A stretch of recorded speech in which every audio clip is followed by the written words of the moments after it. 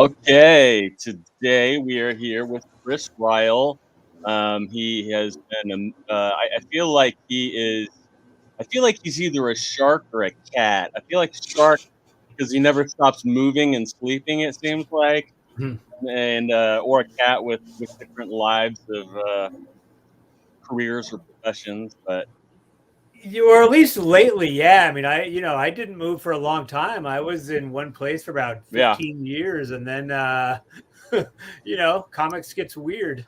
yeah, and then Skybound, and then that, and then now you're doing something else that we'll get into. Um, I guess for those who don't know who you are, if you can introduce yourself and Yeah, I was at IDW for a long time. Started in 2004 as the company's second editor in chief. Then eventually also became the chief creative officer, which are the two roles that I held for about combined about 15 years. And then I left for a year in 2017. Like you say, joined Robert Kirkman and the team at Skybound for about a year. IDW called and said, "Hey, we'd like you to come back as president and publisher," um, which at that point kind of seemed like the peak roles to have to sort of turn the company in directions that I had envisioned it going. And so I came back as those two things, and then stepped away for good last summer. yeah, yeah, and I guess okay, I've listened to some other interviews, and you haven't really been very forthcoming about what you were working on at Skybound. So I'm assuming that you can't say because if it gets done No, later, no, it's not even that. You know what it is I didn't accomplish anything for those guys. And I feel bad about it. Like, I went in there under the auspices of doing some licensed titles for them and sort of bringing licensed stuff to them, which they'd never really done before. And so, a lot of those things aren't in your control to the degree that you think they are. Sometimes these things take a real long time to come together, and deals just don't happen the way they do. I mean, it was all completely amicable. It was all going along fine.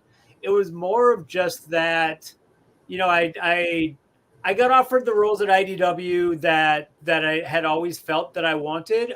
right?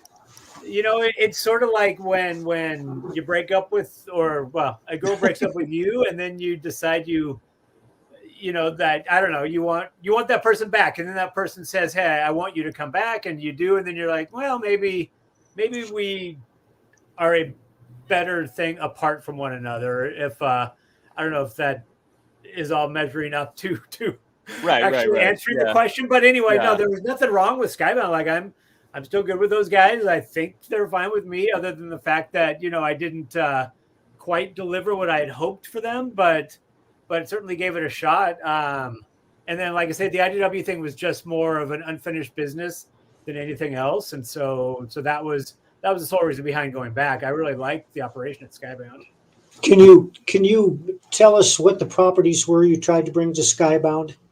No, it was just more. I mean, it wasn't even really that as much as like, it wasn't like I went in there with a specific plan of saying, I'm going to get you, I don't know, American Idol, or it was more of right. just like, hey, Properties in general. yeah, it was more of like, you've got considerable experience in bringing brands and sort of established titles and properties to comics, and could you do that for us? And so that was one of the things that I wanted to do. There were other things too, but that was kind of the main driver of going in there. And so, but Mike, to your question, like, there's not a lot of big important brands that aren't already under somebody's auspices. And so Right. the challenge there is finding things that I think still have enough resonance and relevance to make it worthwhile. Or 'Cause aren't the in thing, development hell somewhere. well, that, and like at IDW and pretty much anywhere, like, I've never wanted to take a thing that was just because it was a money driver, like, Right. you live with those things a lot longer than people think you do. And so if you're only taking on something like an American Idol, or some bad example, that is only for crass commercial reasons, it becomes a real grind. And so it was more of just like, what are some things that are kind of still worthwhile of being elevated from film, games, TV, whatever, to comic form? And you know, it's just so many people are doing licensed content now that it just becomes a real challenge to find that next big thing that's going to really matter. I will say, as a fan, I really, in general, liked the things that you've had your hands on as far as with properties, and I like this as far as the work and like that you oversaw or you did yourself. And same with Mike. I mean, I tease him because he did Atari Force back in the day, but my son That and I. was my first major comic. That yeah, and that was, I mean, but we still like remember it, and it's like you still did a good job on it for like what it was, you know. And that's to me, like, that's the fun thing. If you can take something that, you know, may be absurd or whatever and then do a good job.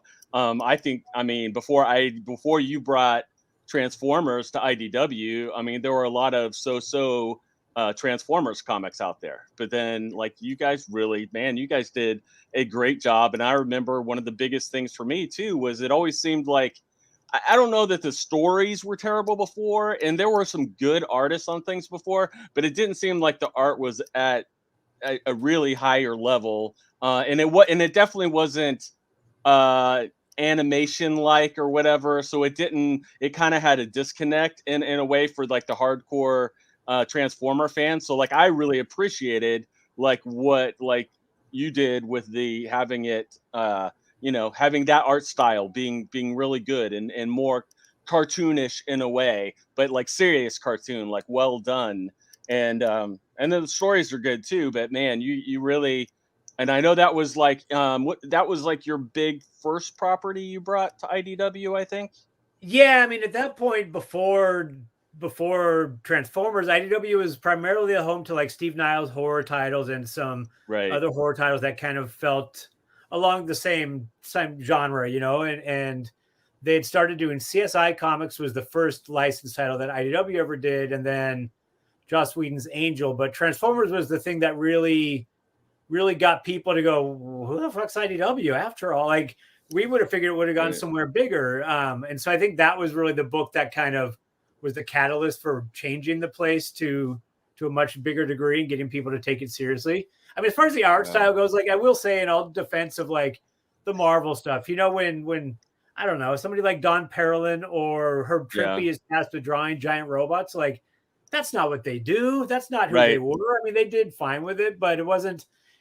They came up in you know, the older comic superhero style, and so it was more for me. It was like following the Dreamwave model, because Dreamwave brought guys that really sort of focused on mech and could sort of make it look real convincing. And so we just tried to follow suit with that and tried to give it a new look, and you know, just I don't know, kind of keep freshening it. And I mean, more than anything, it's like you try to do stuff that matters to you, because if you don't, fans are pretty savvy and they can tell when something is done for the wrong reasons. Like we all came up in an era when licensed comics were largely just crap. You know, they were done to sell toys more than anything else. And so when there was something that stood out for quality, you know, Michael Golden drawing Micronauts, or, you know, for me, I love what Bill Mantlo and Sal Buscema did on ROM, because it sort of elevated these things beyond just ads for the toys. And so that was always my approach with any license thing, was just, how do we just tell good comic stories with these and make them matter? Were you involved with the G.I. Joe comics? Yeah, so that one came along probably about a year and a half or so after Transformers.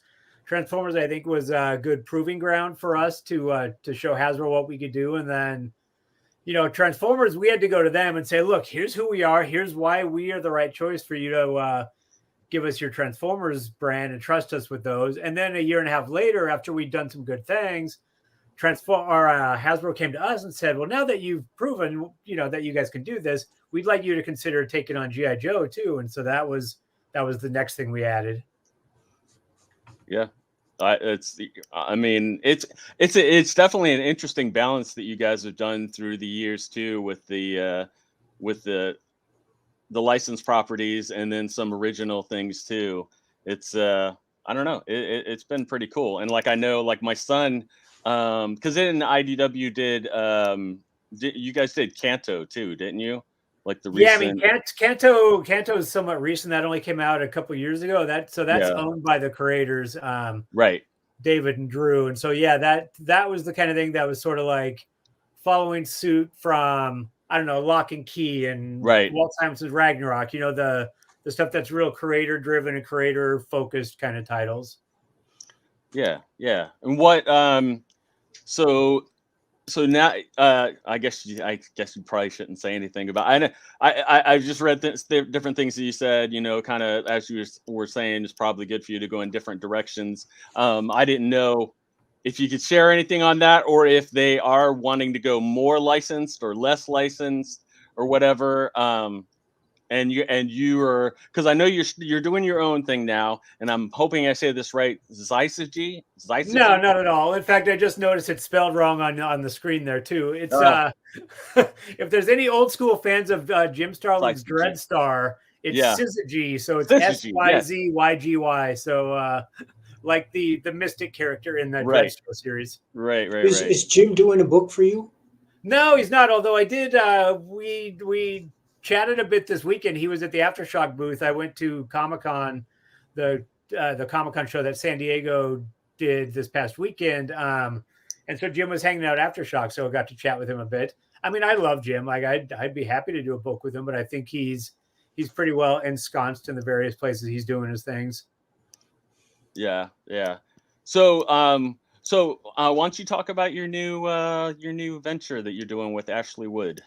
Yeah, so Ash and I, like, we got started working together on, we thought it was Zombies versus Robots was the first thing that we created together, but actually that we worked together a little before that on a magazine called Doomed, which was sort of our tribute to the eerie and creepy magazines, that Jim Warren did back in the day. And so he and I did some stories together in that, and then from there we've done a few things here and there.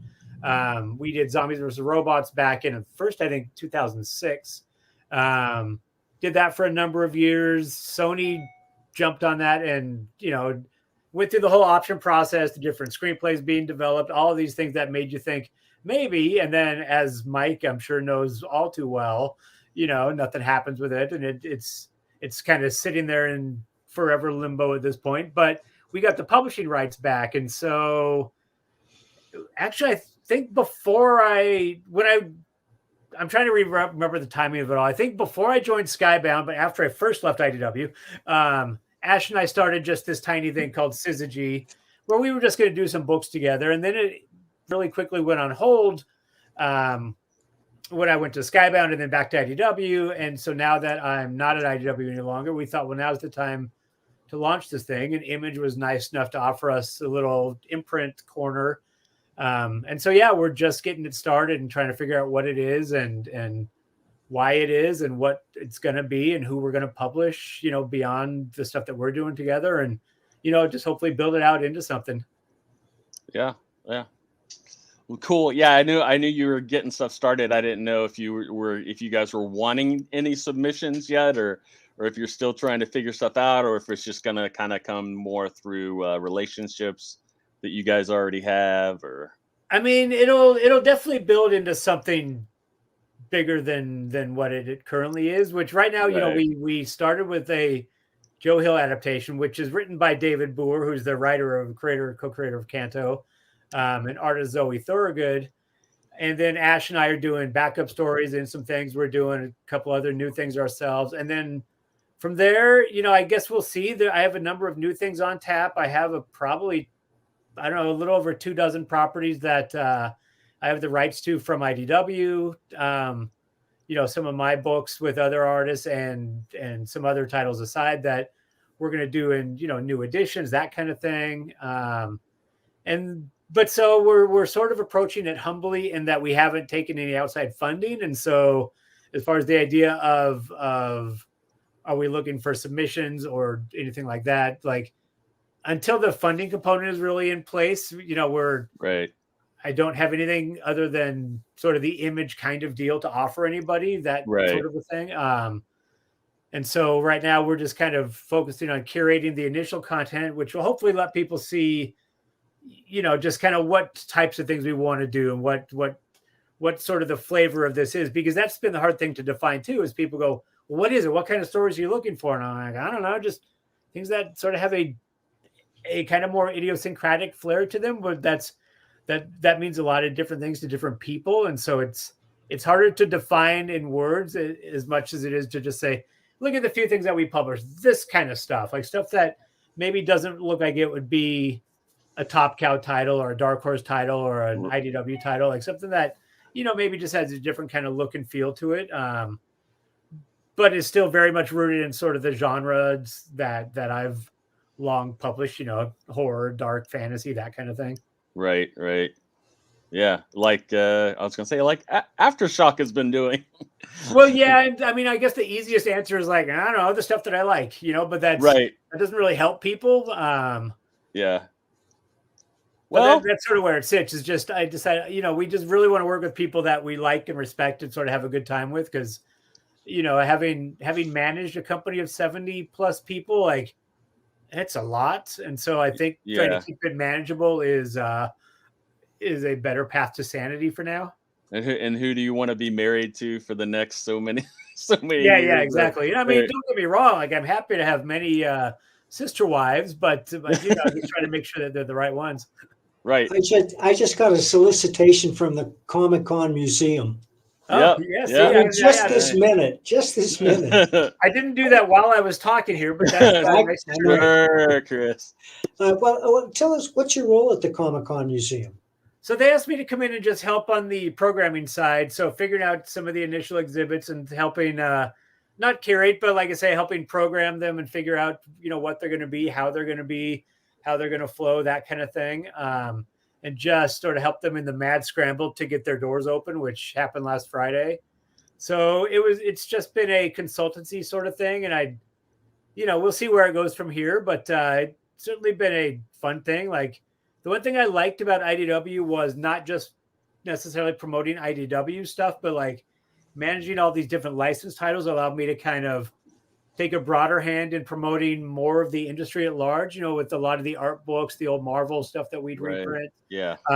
Stuff like Your Badger and some of these other books. Like, I like the idea of promoting all parts of the industry and sort of building on the legacy that, people from so many different decades have contributed, that the museum is a nice way to, further do that kind of thing too.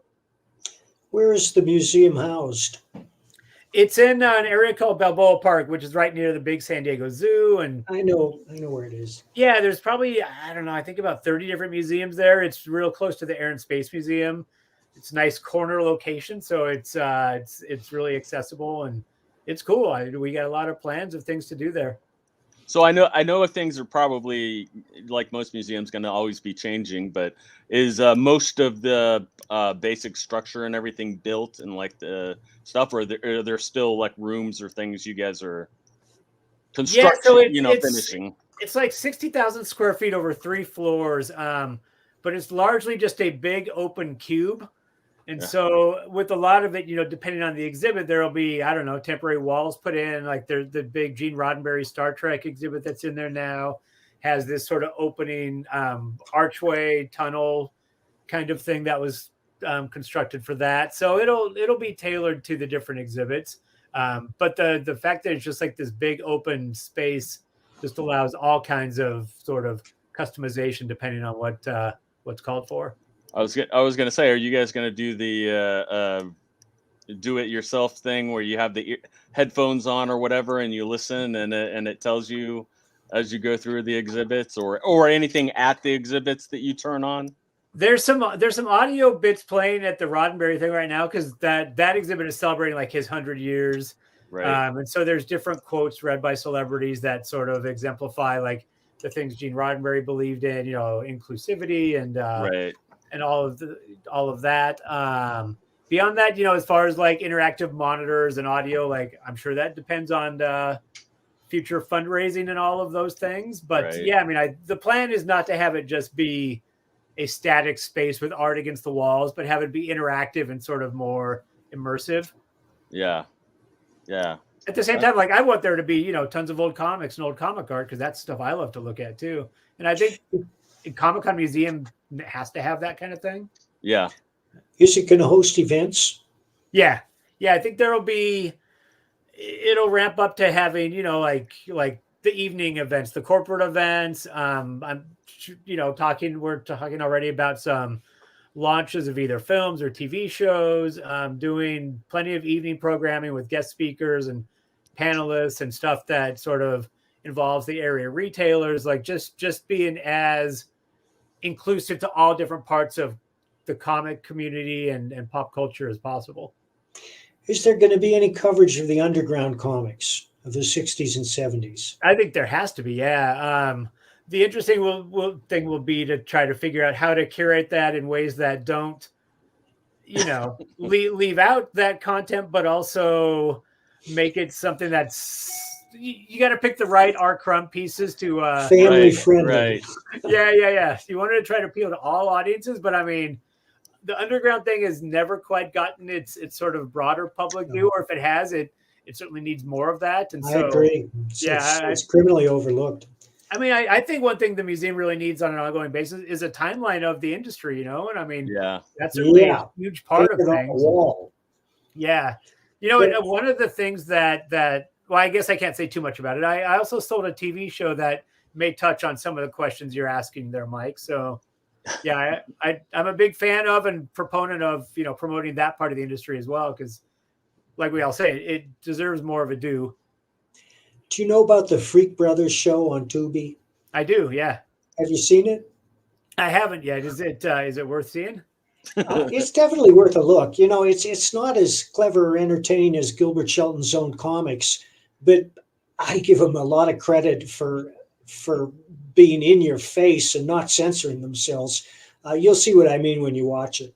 Didn't they removed a couple words though, right? Like, didn't they remove the fabulous furry from the title? Like, yeah, they did. And the animation, it's a little crude, but what they do put in there is frankly shocking, and it should have an advisory there that it's not for people of all ages. Yeah. I mean, that's kind of the fun thing, is that and shows like Invincible have shown that more adult skewing animation certainly is a viable thing and can find an audience. So hopefully there's more and more of that. Like, I know you're talking to me, but Mike, what happened with Nexus? Is there anything? Quite a bit. I'm publishing a 3-issue series. Let me show it to you. I backed the campaign. Oh, well, thank you, sir. And then, of course, Dark Horse just published the Dude's Magnum Opus. Yeah. But I have 3 projects in the works at Dark Horse. 2 are graphic novels, and then a series I'm doing with Sergio Cariello. The first book is Richard Bonk illustrated, and it's beautiful. I'm very happy with it, and I'm real happy to resume my relationship with Nexus. I'm also most of the way through the next Nexus novel.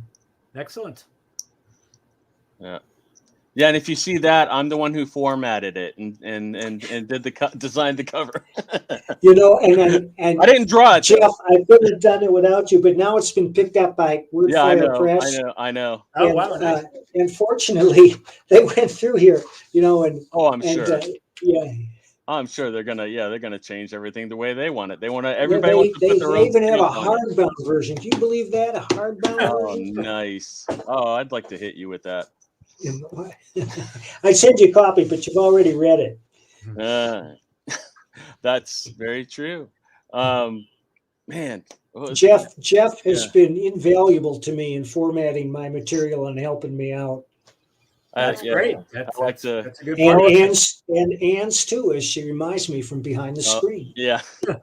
Yeah, his wife wrote a autobiography that actually, and I told her it probably should be more like a devotional with the way that she did it, because she almost has like lessons at the end of each chapter that she kind of learned from different parts of her life and stuff. I'm like, that'd be a good like devotional kind of thing for people to read through.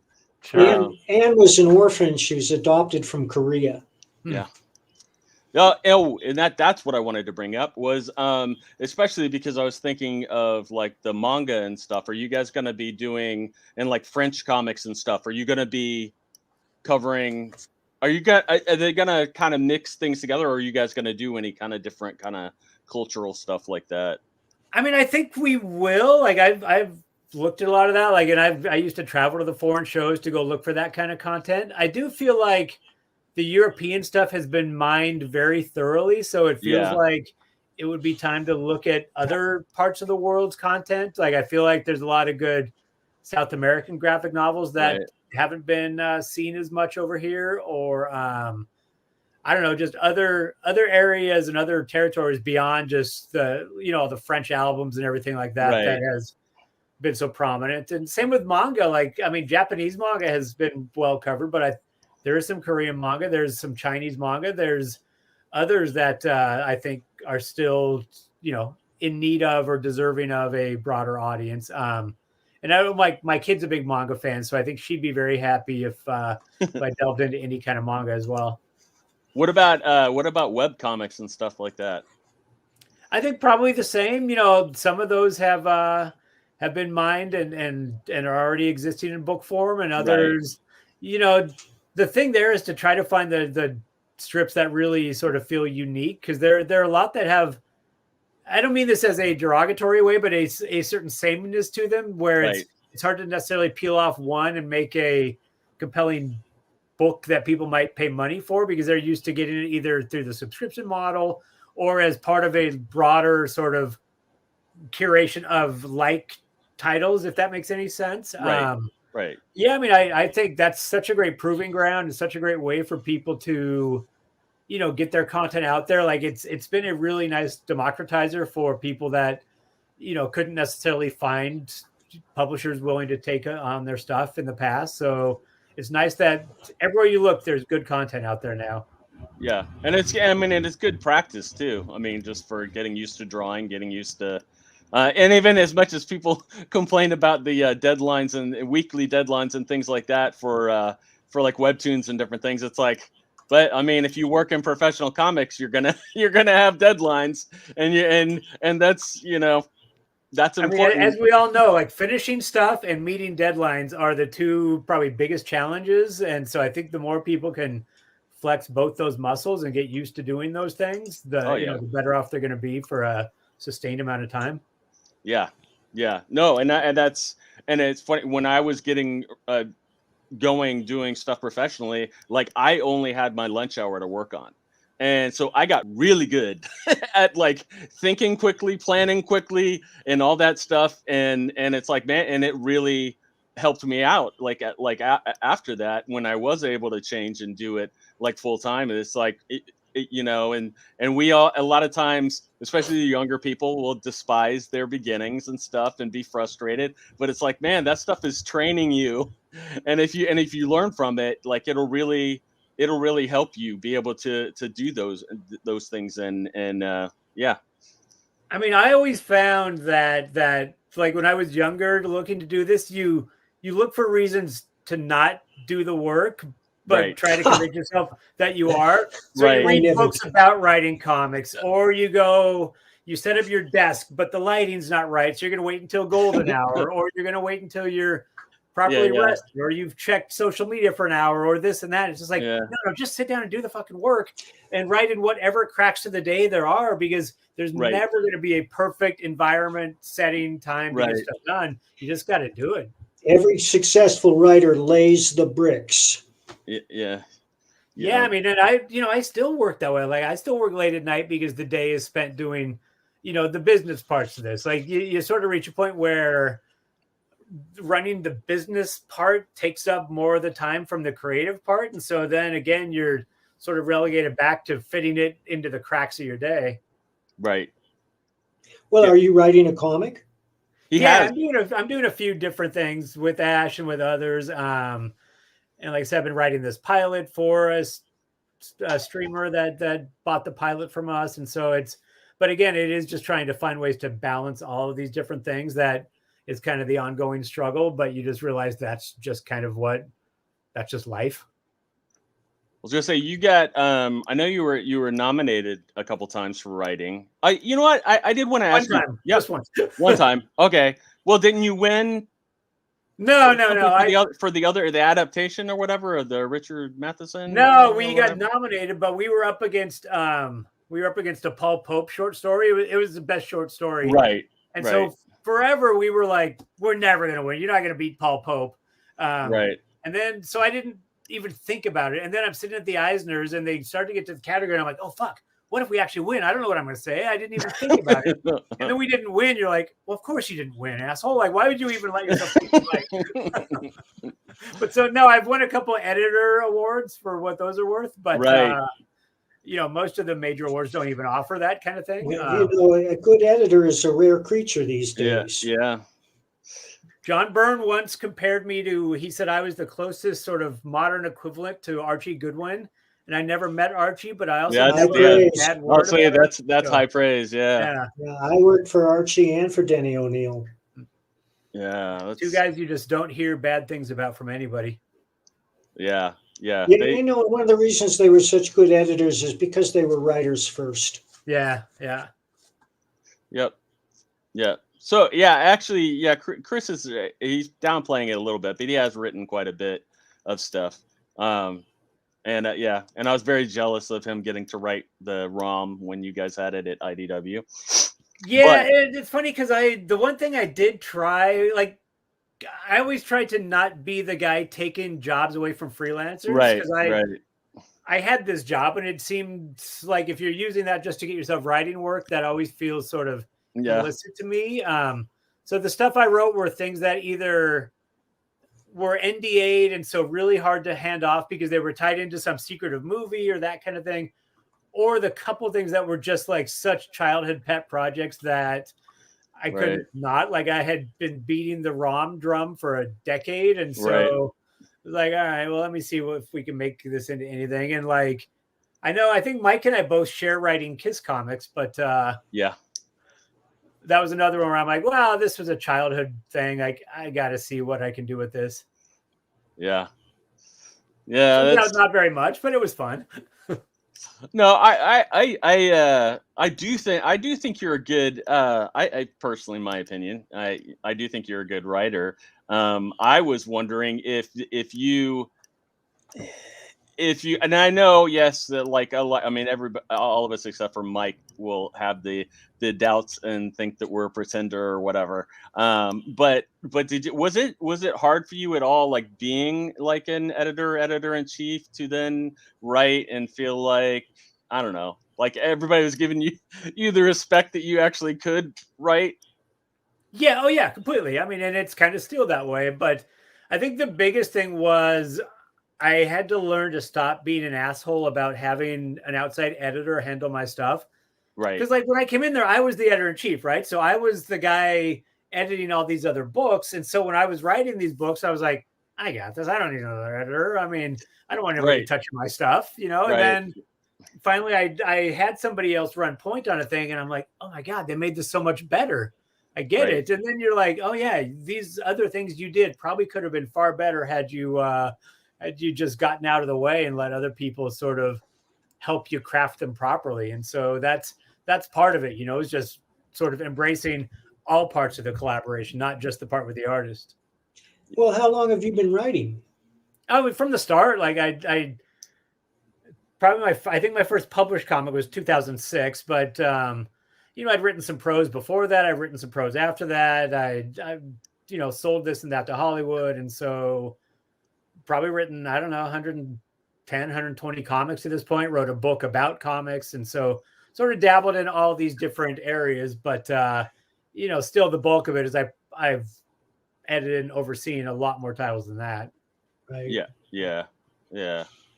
But that's I will say, when we've talked to different people, and this isn't really to badmouth anything, but it sounds like from what we've heard from a lot of the people that have done stuff at Marvel and DC in the recent years, is that they're kind of working with editors that don't know how to write and tell stories, or that don't really enjoy the comic medium.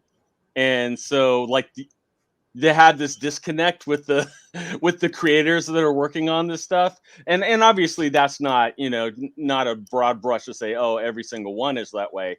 But like, it sounds like a lot of them. And I'm sure that's got to be stuff that a lot of companies would struggle with anyways, is trying to get the right people on the right. I would dispute the idea that anybody working at Marvel or DC don't love comics, because it is such an immense grind, the making of comics, and the day-to-day can be so just nonstop, especially for editors now where there's less staff, there's no assistant editors to sort of do some of the time consuming, even the book guides, that kind of thing. There's no submissions editors. So if you don't love it, there's no way you're going to survive or even want to do it. And so I think the biggest challenge has to be for those places is just the managing of brands that now are global billion-dollar things. And so you don't have the freedom and sort of ability to do what you did in the past and take these chances. Like now, I think the levels of approvals and the different studio component and all of that, I think certainly has to complicate the way people are even able to do their jobs there. But everybody I work with at Marvel and DC loves this industry. And even if they came at it from different points of view, they, maybe some of them grew up reading manga. They didn't grow up reading the superhero stuff like we did. They still get into it and stick with it because, they love telling stories and they love just the whole act of making comics. Because if you don't, like, it's brutal. It's hard. It's hard work. Well, you have to keep the audience in mind, because the main reason people read comics is to be entertained. Yeah, of course. Yeah. And I think that's, like, for me, that's the exciting thing about comics now, is that the sort of breadth of not only talent on display, but sort of diversity of content and different voices telling stories is so broad. Like if you now, it's kind of like with music. If you now say, oh, there's nothing good nowadays, like, well, you haven't really looked, because you're going to find something. Like there's going to be something that appeals to you. And maybe it's not big corporate superheroes, or maybe it's not stuff licensed from toys, but there's going to be something that appeals to whatever kind of content you might want to read now, which is really exciting. Yeah. Well, especially that the world is more connected now. I'm a big pop music fan, and every year I say it, and every year it's true. This has been one of the greatest years for pop music in history, but you have to know where to look. That, or you have to also be open to looking at places that a lot of people are looking, because I'll admit, like, I mean, it certainly helps having a daughter that exposed me to this stuff, but that Olivia Rodrigo record's good. Like Taylor Swift's Red is a good record. But there's also a lot of good, like, new metal, not new with the NU with the umlauts, but like newer bands doing like hard rock or just old school rock and roll. Like there's, again, like to your point, Mike, there's all kinds of great stuff out there. You just have to look. And I think to just say that there's not compelling content is just kind of the act of laziness. And a lot of people are lazy. A lot of people want to be told what's good, and then they don't look beyond that. But I mean, that's always been a thing I loved, is just digging in and really finding things. Yeah, well, the music industry doesn't know whether to shit or go blind. I mean, they're in free fall. But the stuff is out there. There are all these little labels. Like there's a label out of New York called Rumbar that specializes in rock and roll. And they got a guy named Nato Coles. And if you liked early Springsteen, this guy is your man. I mean, everything he does is brilliant. Brilliant guitars, heartfelt, soaring choruses, a lot of pub rock, a lot of stuff that echoes the British invasion, but with infusions of new sounds too. And they're just doing a bang-up job. Tiny little label. And they're the CD products, they put out the cheapest packaging imaginable, but the music is stellar. They're doing it on a stream. Or if you get off of even Spotify and iTunes and check out places like Bandcamp, where there's more emerging artists, and you can actually put more money in their pockets if you support them, and you can find a lot of that stuff. Like I don't know if I should just throw the idea out publicly, but like I've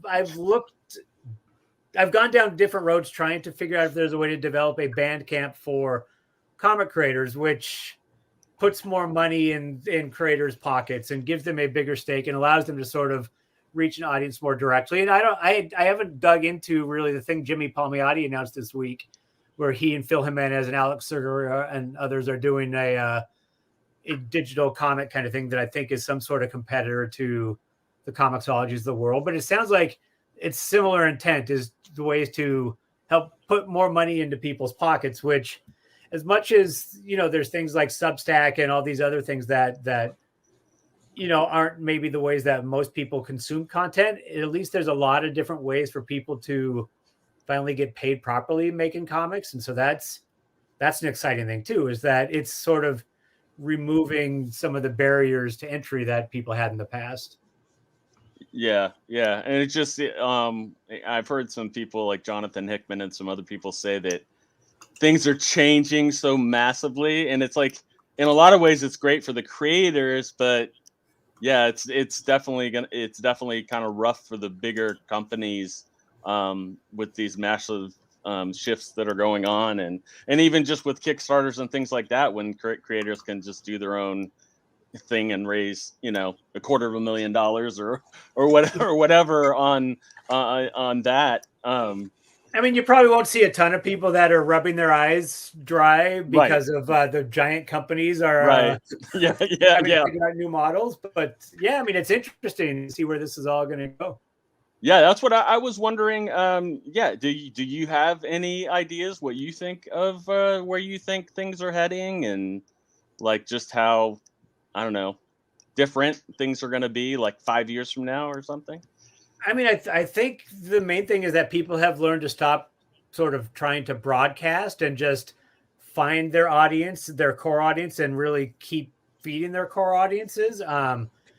Because, you try to write a book or you make a comic that you think is going to be 100,000 seller, like that's really hard to do now. But if you can find, like John Byrne used to say, the faithful 50 or whatever, you find that audience that really likes what you do and you keep giving them the kind of things that they like from you, then that's not a bad way to go, because then you sort of know what to expect. But yeah, I don't know. Like everybody likes to play pundits, and right. That, well, periodicals are going to keep receding, and only the big things like Batman and X-Men are going to be able to sell on a monthly basis, and everything else is going to go to more of the graphic novella or standalone graphic novel format, or digital only. And I don't know if that's true. And I don't think that necessarily makes good financial sense, because then you're sort of removing some of the different revenue streams. And I'm all about creators being able to maximize the revenue streams, kickstart a book and then do a book through another publisher, and then do the foreign editions, in other countries and all that kind of,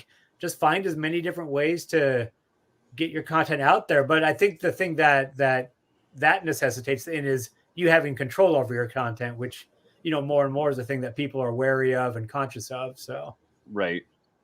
Well, I got to say that there's some brilliant artists putting out their own books these days, and I get these books, but the artists write them themselves, and they could use editors. Yeah. Yeah. It's like an early Image. I mean, that is sort of the challenge where when you're fronting the creative cost yourself, you're like, well, where can I cut costs? Right. I know that the guy that keeps correcting my spelling.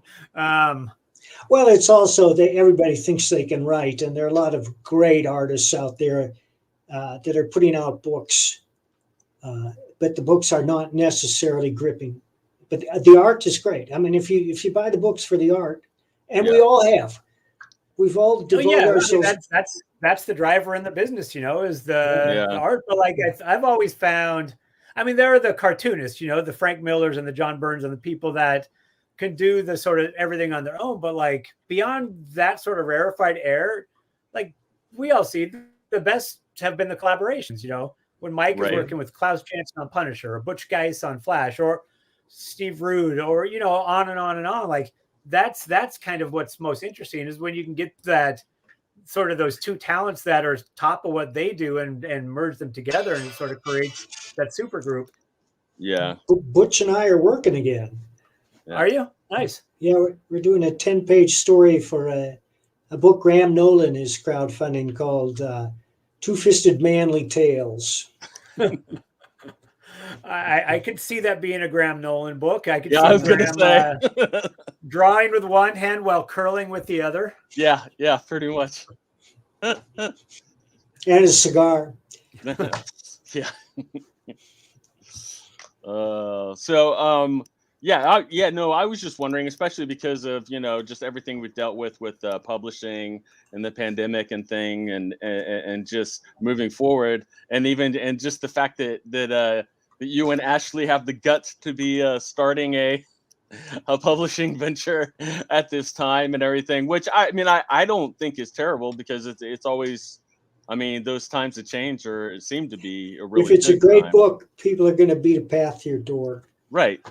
I mean, that's the goal. So hopefully that works. Yeah, but I mean, it certainly is daunting, like to step away from, a big corporate job in the middle of a pandemic is daunting, and all of it's Right. daunting, but you sort of realize daunting is good. The one thing that I found was I hadn't been freelance in so long, a decade and a half or something. Right.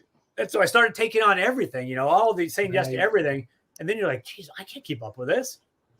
I'm going to half-ass all these things. And so, Yeah. you've taken on too much. And so then it's trying to find that equilibrium point of what, can keep the lights on, but also is fun to do and is where you want to be spending your time. And so it's funny, I'll complain to people that, there's too much going on, or there's not enough going on, or I'm waiting for other responses. And they're like, yeah, that's called freelancing. That's what we had to do for years with you, waiting for you to get back to us. So again, it's like there's not a lot of sympathy from people that have been living that kind of life for a long time. Yeah. Yeah. One, I've heard you talk about that too, and that you realize, and that you also, I've heard you bring up too, that communication has been a really bad issue with in the comics, kind of on the business side, with just people not, I don't know, getting back to people and things like that, which I know I've experienced that, and you've tried to do a better job of that than a lot of other people. And it's perennially shitty, and I don't understand it. And before I worked in the business, when I was just submitting things and I wouldn't hear back, I would always rationalize it and go, it was never me. It was never that the idea was bad or something. Right. It was like, they're busy. They're busy. They don't have time to reply to everybody. Yeah. But then when I worked those jobs, like, I know how busy it gets. I know how crazy the days are. And I still made every possible attempt to get back to everybody, because, you don't want to not know what happened to your kid overseas. Tell me if the body's dead. Like, I want to know if the idea is not going to fly. A no is better than not knowing. And so it's always weird to me when people would say, thank you for responding. I'm like, is that where we're at? Yep. Is that the bar? There are a couple of editors who answer every email. Mike Martz is one of them. It shouldn't just be a couple, though, right? You shouldn't be. I know. I agree with you. I agree with you. But unfortunately, they're in the minority. Yeah, and that's why, I mean, honestly, that's why I thought it was which I've also experienced. I mean, through the years, Chris has responded a lot to me, and thankfully, even though he never hired me for anything, like, I was able to get, like, artists and other people jobs doing stuff because he responded, even though it didn't work out for me to do something or have a book there, but at least he responded. So then they were able to get, whatever, letterer, colorist, artist, like whatever. And it's just, like, those people who don't do that don't realize that even though, you might not want that, those people are connected to other people too, that could actually benefit you and might be more what you need right now or whatever. I mean, I realized there were things that Mike pitched to me along the years that I wasn't able to make happen. So this could easily turn into a roast. I realize that. No. You're too nice about that. I mean, because like we said, I mean, that's the thing, is like, at least you responded. Half the places don't even respond. So it's like, yeah, it's who I was talking to recently, and they said, like, the thing you quickly learn is that no's come quickly. Oh, wait, I'm sorry. Yeses come quickly. Maybe means no, and just no's never happen. Yeah, pretty much. Yeah, and it's, and I will say, although I don't know, I guess to me, from all the people I know, I mean, I'm sure from your side it would be a different story, but for me, like, I know a lot of people for a while that were submitting to companies or to editors or whatever, and they were submitting stuff that, like, that editor or that publisher didn't publish. And it's like, you have to know who you're submitting to, like, do a little bit of research. Don't just, blanket, and just send to, like, everybody. It's like, or do a find replace. Like, I used to get letters that were like, Dear Image Comics, like, no. Yeah, right. Right, exactly. And that's, I mean, that's one thing that I try to encourage like writers and artists to do too, if they're and when they have projects or whatever. And it's like, do research and don't just say, oh well, I like those comics, but but my comic isn't that. So you can't just want to submit to there just because like their quality, like the stuff that they're putting out. It's like you have to actually do a little bit of research at least. And nowadays it's a lot of research because everybody's self-publishing themselves and everything else. And it's like, man, you can't just go at that blindly and Well, expect. and the way licenses change hands, like Oh yeah, it's hard to keep up. And by the way, I never held it against somebody if they had like Dear Dark Horse or Dear Image. Like, right. as long as they had a cover letter, that was something unique. It was more of like when you'd get the pitch from somebody that's like, "Hey, man, I'd like to write for you. What do you publish?" I'm like, maybe you could poke around a little and find that out. But like on the license end, like it's hard because licenses change hands, or everybody that does licensed comics, they all kind of look and feel similar. And so it's like, was that a Boom book or a Dark Horse book or an IDW book? Like, I don't know. Like there were a couple of times where I was like, wait, do we still publish that? Or is that somebody else now? Yeah. No. Yeah, I hear that. And I know you told me that when you left IDW, you left with some properties. And is that part of what you're hoping to publish with your new publishing venture, or? Yeah, and I mean the good thing about that is I got the media and publishing rights on those, and so nice. one of them I set up with a streamer that hasn't been announced yet, but that every little bit of that helps in a startup. Yep. And then I've got these like 30 titles that I can figure out new publishing on. I can figure out if there's any other media applications for them. I could, if I wanted to do merch for some of the stuff, I could do that. It was basically to try to get a foundation for something new. So it wasn't just a startup that had to sort of spend the first year developing content. Because that's where you really run up all the costs is in a first year. It's all about just spending money to do new things. So I've got some existing books that I can republish in nice formats that can hopefully then drive the funding of new titles. So it was just more of trying to sort of start with some pieces already in place rather than having to just completely fabricate a thing from nothing. Yeah. Do you have distribution? Yeah, I mean that's one of the key reasons of going through Image. Image, yeah. Yeah, it's an imprint with Image, so now I can basically I'm part of the Image family, and so the books ship through Diamond, and it's got all their bookstore penetration and their foreign sales and all of that kind of stuff. Yeah. Well, very cool. Is there? I was really interested if you did have the rights to republish any of the old stuff to be able to put it in a new format or whatever. So that'll be cool. Yeah, do some deluxe editions of things, and there's some that people wanted to do more of back in the day, and just circumstances didn't allow for that. So we can do new books using these existing characters and these existing properties, that kind of thing too, which is also going to be fun. Yeah. Well, very cool. Do you have any news as far as are you guys going to be doing some sort of crowdfunding thing or some sort of event or anything coming up with your? I'm probably going to give that a shot. Yeah, I've never done it. IDW did a couple for like big board games. Especially where it requires a lot of manufacturing of plastics and things that are very costly. Yeah, I forgot that you guys got into games. Yeah, yep. Yeah, but I'd never really actively done that stuff myself. So I want to try some of that too, because I figure that's a really solid way. If you just to sort of try to put content out there in a different way, and you figure like if that's the way a lot of people now are coming about content, like might as well try some books that way and see what happens. Oh yeah, that's the thing that I've told people. Is that it's a great way to number one, let people know you're still out there doing stuff, and number two, like get promotional, like let people see your content and stuff. Like I know people that have gotten agents that way, and and publishing deals or like whatever. But it's like you got to put your stuff out there, and you know, and even though you have all these connections and your experience with different things, it's like you never know, you might end up getting a TV deal for something that, you know, that somebody sees on there that's a different person that you don't know or whatever, or a new, and it's like you never know unless you put it out there. But that, yeah, no, just being able to sort of put the books directly in front of people in that way, I think is an exciting thing. So yeah, we'll give it a shot, see what happens. Yeah, and with the and especially for like the serious collectors, they love the different versions of things, or different covers, or whatever. I mean, they just love all that stuff. And I've been wanting to spend my weekends packing and taping boxes. Exactly. So, you know,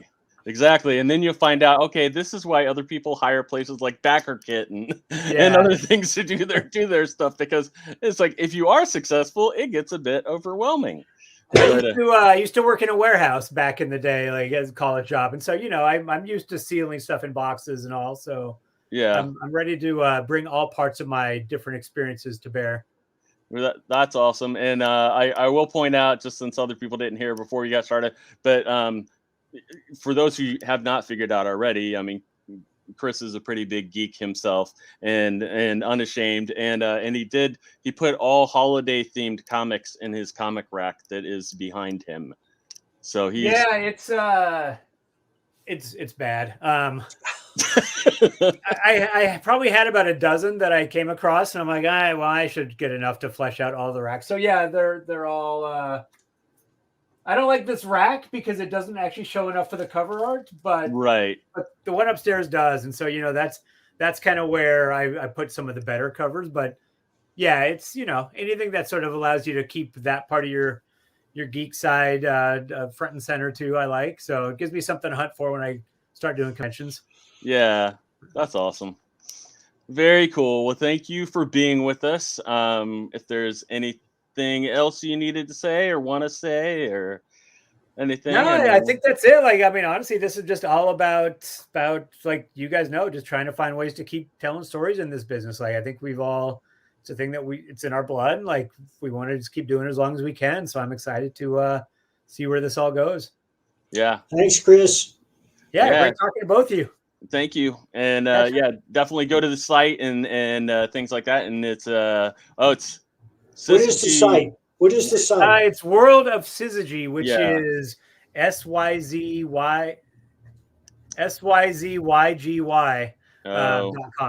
If Ashley sees this, he's going to be so disappointed that you. It's his fault. He loves words people can't spell or define or pronounce. So take what you get. Nice. Yeah. So definitely check it out, and they have some cool stuff coming out. Yeah, first book launches in January. Second issue, I believe, is in the new issue of previews, and so we'll see where it goes from here. Do you know when you're coming out with the Zombies versus Robots? Anything? Starting in February. February? Yeah. Cool. Very cool. Yeah. Well, thank you for hanging out. Go check out. Pleasure talking with you again. Yeah. Yeah. Great talking to both of you. Thanks, you guys. Yep.